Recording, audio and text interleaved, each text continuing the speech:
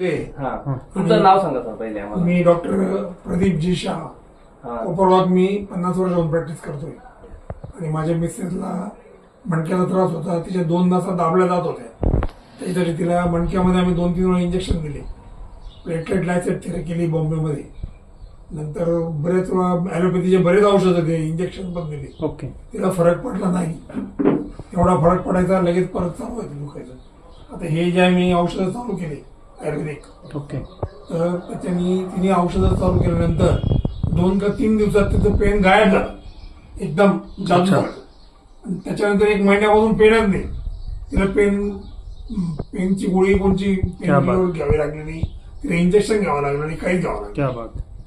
एकदम 100% okay. Sir या औषधाची माहिती तुम्हाला कोणी दिली होती सुरुवातीला? तुमचे कोण रिलेटिव्ह वगैरे?